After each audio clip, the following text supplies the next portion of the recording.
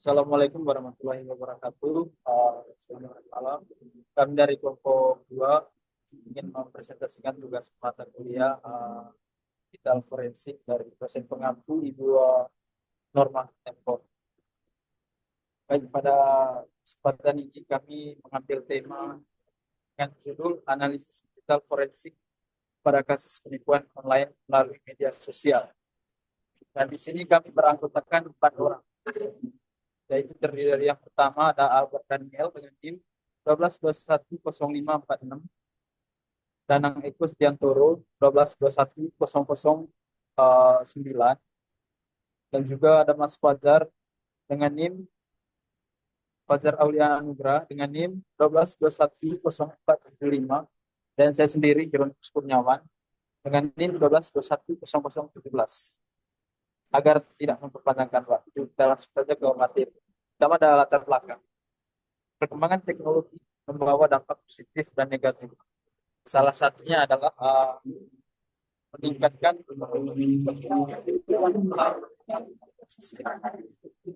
misalnya Facebook, WhatsApp. Kejahatan ini merugikan korban secara finansial dan menurunkan kepercayaan masyarakat untuk mengatasi masalah ini. Digital forensik menjadi pendekatan penting dalam mengungkap dan menganalisis bukti digital. Proses digital forensik meliputi identifikasi data,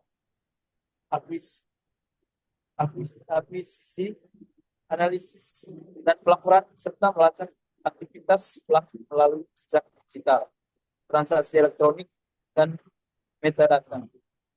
Dengan demikian, digital forensik berperan eh, krusial dalam membantu korban mendapatkan keadilan dan mengurangi dampak sosial serta ekonomi dari penipuan online. Next. Dan selanjutnya ada definisi digital forensik. Digital forensik adalah cabang ilmu yang fokus pada pengumpulan, analisis, dan interpretasi digital. Kurang lingkup digital forensik mencakup perangkat keras, perangkat lunak, dan data yang berkaitan dengan investigasi kejahatan siber. Digital forensik berperan penting dalam investigasi kejahatan siber, termasuk penipuan online. Next. Baik, selanjutnya ada penipuan online melalui media sosial. Penipuan online dapat berbentuk phishing, social engineering, dari dan scam. Kasus-kasus penipuan ini kerap ditemukan di platform media sosial seperti Instagram, Facebook, dan WhatsApp. Dan di sini ada juga jenis-jenis penipuan online di media sosial, itu ada penipuan belanja, phishing, giveaway atau hadiah, dan investasi bos, investasi bodoh. Dan, dan terakhir itu ada akun palsu. Nah, studi kasus menunjukkan bahwa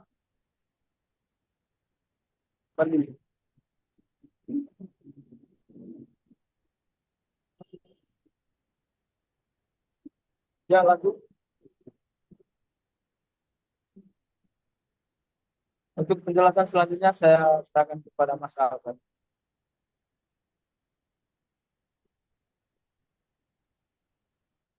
Oke, selanjutnya kita lanjut ke framework digital forensik. Framework digital forensik adalah kerangka kerja sistematis yang digunakan untuk mengidentifikasi, mengumpulkan, menganalisis, dan melaporkan bukti digital dari perangkat atau sistem yang terlibat dalam insiden keamanan atau aktivitas kriminal. Framework investigasi seperti DFRWS, Digital Forensic Research Workshop, NIST, National Institute of Standards and Technology, dan ISO 27037 menyediakan prosedur standar dalam pengumpulan analisis dan pelaporan bukti digital. Framework ini memastikan bahwa proses investigasi berjalan secara sistematis dan dapat dipertanggungjawabkan di pengadilan. Selanjutnya kita menuju metode pengumpulan data. Metode pengumpulan data ada observasi langsung, yaitu menganalisis modus penipuan dan interaksi pelaku di media sosial. Lalu ada dokumentasi digital, yaitu mengumpulkan tangkap layar, riwayat percakapan, dan bukti transaksi. Kemudian ada wawancara, melibatkan korban, penegak hukum, dan ahli forensik. Lalu ada simulasi yang terakhir. Itu adalah melakukan simulasi modus penipuan untuk menguji teknik investigasi. Selanjutnya, kemudian kita ada teknik analisis data, yaitu adalah pemodelan pola interaksi untuk mengidentifikasi modus operandi pelaku. Kemudian ada analisis metadata, chat history, dan log aktivitas. Kemudian ada korelasi antara data transaksi dan aktivitas akun pelaku.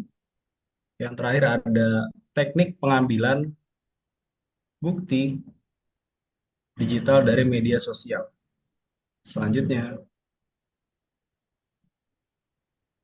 kemudian ada prosedur investigasi.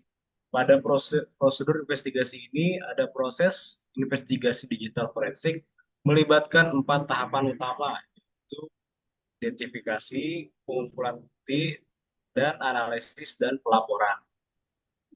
Baik, untuk selanjutnya saya berikan presentasi kepada teman saya,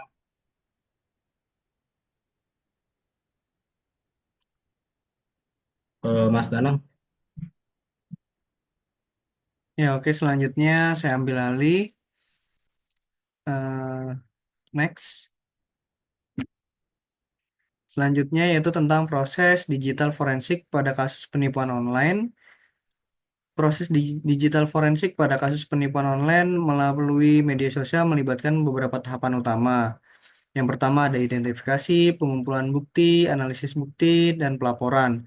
Masing-masing itu seperti identifikasi, yaitu mengidentifikasi akun pelaku di platform media sosial berdasarkan laporan korban, menemukan jenis penipuan berdasarkan pola interaksi dan modus operandi, dan pengumpulan bukti yaitu dengan menggunakan pengambilan tangkapan layar, percakapan, bukti transfer bank, dan metadata, mendapatkan lokativitas dan riwayat pesan dari perangkat korban.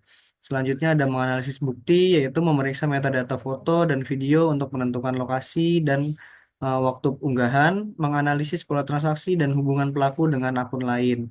Yang terakhir ada pelaporan, yaitu menyusun pelaporan digital lengkap yang mencakup kronologi kejadian, bukti, pendukung, dan kesimpulan. Selanjutnya ada tantangan dan kendala. Tantangan yang kita hadapi yang pertama ada kendala hukum dan peraturan privasi dalam pengumpulan bukti. Kendala yang kedua yaitu kesulitan dalam mengakses data terenkripsi. Dan kendala yang ketiga adalah strategi mengatasi kendala dalam investigasi melibatkan kolaborasi dengan platform media sosial dan penyedia layanan internet. Selanjutnya yaitu kesimpulan, proses digital forensik memainkan peranan yang sangat penting dalam menangani kasus penipuan online di media sosial dengan mengidentifikasi pengumpulan bukti, menganalisis dan melaporkan bukti digital.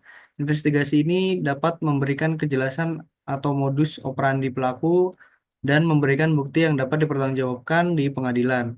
Meskipun demikian, tantangan seperti akses dan data transkripsi dan keterbatasan hukum masih menjadi hambatan yang harus diatasi untuk memastikan efektivitas investigasi.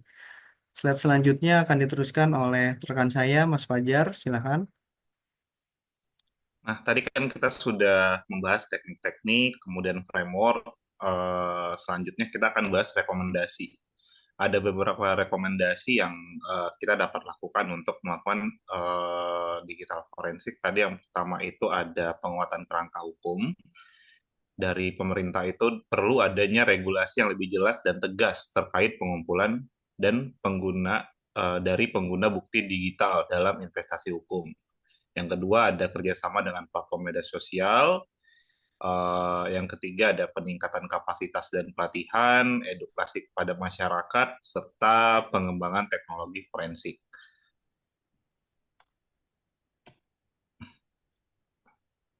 Ini adalah contoh lampiran untuk investigasi hasil forensik.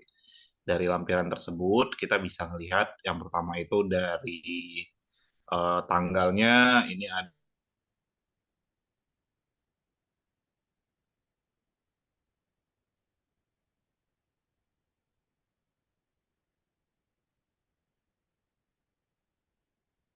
Ini bernama Mbak Wong. Korbannya ini atas nama Aditya Rahmat. Nah, berikut ada bukti terkait percakapan pelaku dan korban di WhatsApp.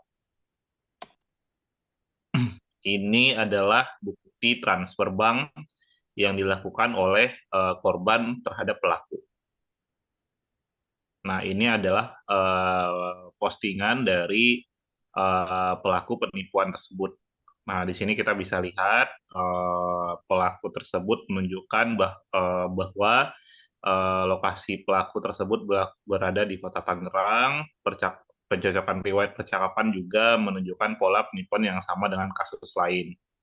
Nah, bukti ini kita susun dan dilaporkan dalam digital lengkap. Laporan tersebut mencakup kabar kronologi, kemudian bukti pendukung, kesimpulan, dan investigasi. Nah, ini adalah contoh lampiran dari pelaku tersebut.